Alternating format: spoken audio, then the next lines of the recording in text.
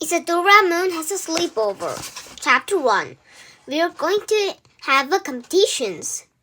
Mrs. Cherry announced to the class one bright flowery spring's afternoon. A baking competitions is going to be like a program you all watch the television. Sponge and Sprinkles. Ooh, said Oliver. I love that show. Me too, shouted Sashi excitedly. I watched it every week. The winners, continued Mrs. Cherry, will win tickets for the final of the show. You'll get into the audition to watch the real life. Eee! Squealed Zoe next to me. The class all started to chatter excited, everyone except me. I didn't know any about sponges and sprinkles. I don't even have a watch TV at home. My mom is a fairy. You see, she loves spring out of the natures and can't understand why humans like to sit in the front of the box with moving pictures on them. And even we didn't have a TV, I could only be able to watch Sponges and Sprinkles while Dad was out into the house. For him, it would be a horror show. He is a vampire. And friends, all food disgusting unless it is red. You will need to partner up, said Mrs. Cherry, and try to bake the most spectacular cake you can. The best bake will win the ticket. You have all weekend to make your cakes, and I will judge them onto the Monday morning. Yee! Squealed Zoe again. This is so exciting. Isadora, you'll be my partner, don't you? Of course, I said delightedly. Zoe is my bestest friend, apart from Pink Rabbit. He used to be my favorite stuffed toys, but my mom magicked him alive with her wand. I've got an idea, said Zoe. Why don't you come to my house on Saturday? We can bake the cake and then have a sleepover. It'll be so fun. We can sleep into the same room and tell ghost stories and have a secret midnight feast. I would love it, I said. I've never been to the sleepover before.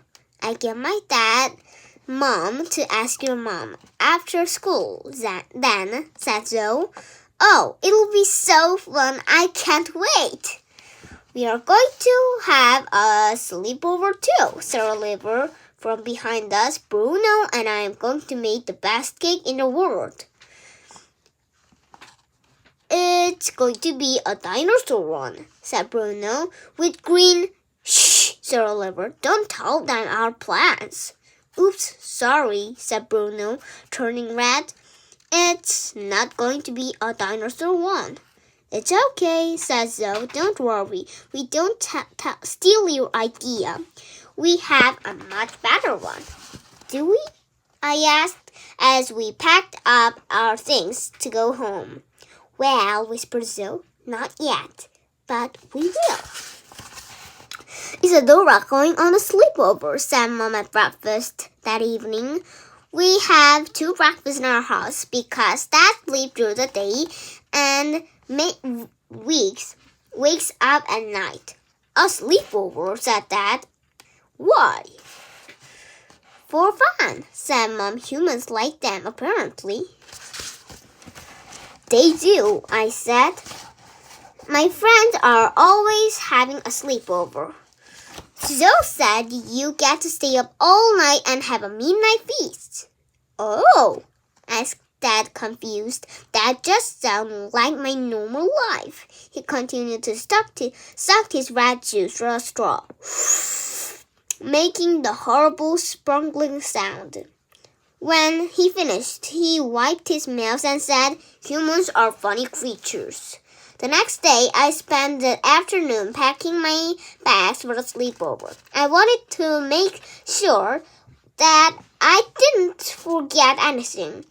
I put on my bed pattern pajamas, my sleepers, my pillow, and my sleeping bag from when we went camping. That should be That should be everything, I said to Pink Rabbit. Can you think of anything else? Pink Rabbit pointed at my wand, which was lying on the bedside table. I picked it up and added it into the bag in my bag. Good thinking, I said. It'll be useful to use into the storage. By the time I had finished packing my bag, I was feeling a bit nervous. Don't worry, said Mom. I'm sure you'll have a lovely time. I sure I will, I said in a small voice. As we walked into the drive at Zoe's front door, I suddenly wasn't sure if I wanted to go at all. Maybe I shouldn't stay the night, I said. Maybe I should just go for a few hours. And then you can pick me up. If you like, said Mom, but I think once you see Zoe, you're changing your mind. How about if I told Dad was coming to check on tonight, during his night fly? He can't wait to Zoe's garden, and if you're still awake at midnight, you can look out the window and wave to him to show you're okay. Well, all right, I said, feeling a lot better. Mom knocked on the door, and we heard an exciting pattering of footsteps coming towards it. Isadora! Shouted Zoe when it opened. She jumped onto the top of me and gave me such a hug. Squeezing hug that I dropped my bag onto the floor. Hello, Isadora, said Zoe's mom, smiling. She looked so friendly and welcoming that suddenly I didn't feel nervous anymore. Mom kissed me goodbye, and I waved her off excitedly. Do you want to have some tea? Asked Zoe. I've got my special doll's tea set out. It's already. She led me through the kitchen, where she had a light off the table. Mom let me make fairy bread as a tea. Fairy bread, I asked, wondering what it was. I had never heard of that, even through my mom's fairy. Yes, said Zoe, sitting down onto one of the chairs. It's delicious. Look. On the two small plates, there was a slice of bread, butter, and sprinkles all over the hundreds and thousands. I thought it would make you feel at home, said Zoe, biting into hers so I could hear the hundreds and thousands crunching between her teeth. Crunch, crunch. With you being health fairies and everything. Thanks, so I said, biting in my own piece of fairy bread. I didn't like to tell Zoe that this wasn't a real fairy thing. It must be something that humans had invented. It's yummy, isn't it? Asked Zoe, crunching away. I nodded politely.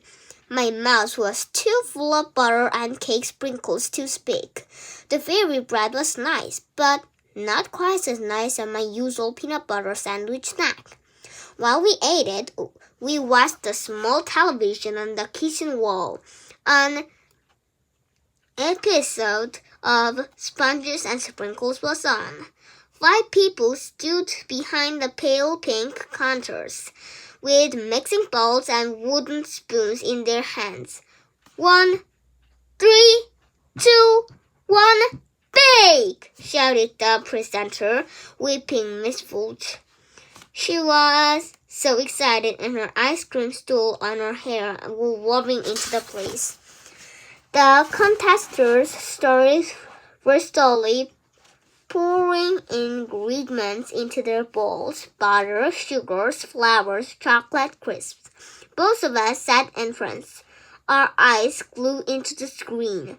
Maybe we can get some inspirations for our cakes, I said. Weepy Miss Foles started to dance around the room, dipping her fingers into the contest's bowl. tasting in their different mixtures.